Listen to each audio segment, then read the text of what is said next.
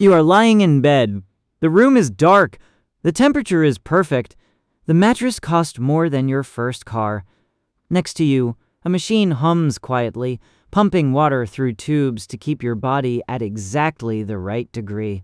An app on your phone tracks your heart rate, your breathing, your REM cycles, your deep sleep percentage. You have not fallen asleep yet. You are checking the app to see if the conditions are optimal for sleep. The conditions are optimal. You are still awake. This is not a technology problem. This is a history problem. Before the Industrial Revolution, people did not sleep the way you sleep. They did not lie down for 8 hours and hope for the best. They slept in 2 phases. First sleep began shortly after dark. It lasted about 4 hours. Then they woke up. They stayed awake for 1 or 2 hours. They talked, they ate, they prayed, they made love. They sat in the dark and thought about nothing in particular. Then they went back for second sleep. Another 4 hours. That was normal. That was biology. That was how human sleep worked for most of human history. Roger Ekirch, a historian at Virginia Tech, found over 2,000 references to this 2-sleep pattern in documents from before the 1800s. Diaries, medical texts, court records, literature. In English, French, Italian, Latin. The practice existed across Europe, Africa, the Middle East, South Asia, Latin America. Some cultures called it first sleep and second sleep. Others had their own names. Everyone understood it as natural. Waking up in the middle of the night was not insomnia. It was just the middle of the night. Then we invented artificial light. Gas lamps in 1816. Electricity, a century later. Night stopped being dark. Night became an opportunity to work longer, to socialize later, to produce more. Factory owners did not want workers taking a 2-hour break in the middle of the night. Schools did not want children sleeping in shifts. Parenting books in the 1820s started advising parents to wean children off the 2-sleep pattern. By the late 1800s, school attendance was compulsory. By World War II, the U.S. government had to lift a ban on alarm clock production because workers with broken clock were sleeping through factory shifts.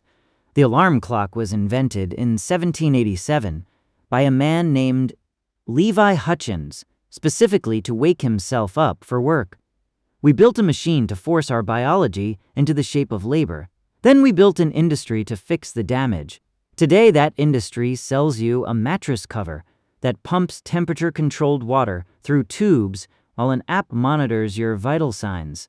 The 8-Sleep Pod 4 Ultra retails for $4,699. The subscription costs $199 to $299 per year. Over 5 years of ownership, you are looking at roughly $4,000 to $7,000 for the privilege of sleeping with a machine that tells you how well you slept. The app gives you a sleep score. You wake up and check your score. If the number is good, you feel good about sleep. If the number is bad, you feel bad about sleep. The machine did not improve your sleep. It improved your ability to feel anxious about your sleep. Here is what the sleep industry does not advertise. Up to 2/3 of adults occasionally experience insomnia symptoms.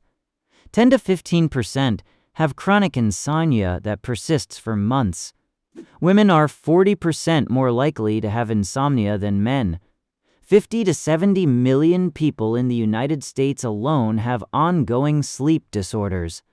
The numbers got worse during COVID. A Canadian study tracked the same people before and during the pandemic. Insomnia prevalence jumped from 25.4% to 32.2%. New cases of insomnia among previously healthy sleepers hit 32.6%. The researchers found direct links to increased screen time, reduced physical activity, and spending more time in the bedroom. The bedroom stopped being a place for sleep. It became a place for work, for scrolling, for waiting to fall asleep while staring at a device that promises to track the sleep you are not having. The American Academy of Sleep Medicine published a survey in 2025. 74% of Americans report disrupted sleep due to stress. 68% lose sleep because of anxiety. The recommendation from sleep experts is to relax, to unwind, to reduce screen time before bed. Meanwhile, the sleep tech industry sells you a screen that lives in your bed and tells you whether you relaxed correctly. There is a particular cruelty to this cycle. You buy the machine because you are anxious about sleep. The machine gives you data. The data gives you more things to be anxious about. Your sleep score was 72 last night. Your deep sleep percentage was below average. Your heart rate variability was off. You wake up tired, and the first thing you do is check an app to confirm that you are tired. The app agrees. You feel strangely validated. In 2025, neuroscientists at the University of Bristol published research that overturned a decades-old assumption about stress and waking. For years, scientists believed that waking up triggered a spike in cortisol, the stress hormone. The so-called cortisol awakening response was treated as proof that mornings are inherently stressful. The Bristol team measured cortisol levels continuously before and after waking in over 200 participants. They found that cortisol does not spike when you wake up. It has been rising for hours before you open your eyes. Your body prepares for the day while you are still unconscious. Waking is not the stressful event. The stress was already there, building while you slept. The implication is uncomfortable. If you wake up anxious, the anxiety did not start with the alarm. It started in your sleep. The sleep industry has a response to this. Better tracking, better optimization, better machines. The 8 Sleep Pod can adjust your bed temperature throughout the night. It can elevate your upper body if it detects snoring. It can vibrate to wake you up without sound. It can do everything except the one thing you actually need, which is to stop thinking about sleep as a performance. Cavemen did not have sleep scores. Medieval farmers did not have sleep hygiene routines. Ancient humans did not lie in the dark, wondering if their REM cycles were sufficiently optimized. They slept when it was dark and woke when it was light. Their cortisol rose naturally before dawn. Their sleep came in 2 phases because that is what darkness does to human biology. They did not pay $4,000 for this. They did not subscribe to an app. They did not need to. The modern invention was not insomnia. Insomnia always existed. The modern invention was the idea that sleep is a problem to be solved, that your natural sleep is insufficient, that you need data, technology, and expert intervention to perform a biological function that every mammal on Earth performs without instruction. The sleep industry did not create better sleepers. It created better customers.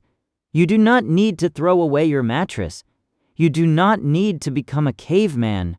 But you might need to notice that the anxiety you feel about sleep is not coming from your body. It is coming from the story you have been sold about what sleep should look like. The story says sleep should be 8 hours of uninterrupted perfection. The story says you need to track it, optimize it, improve it.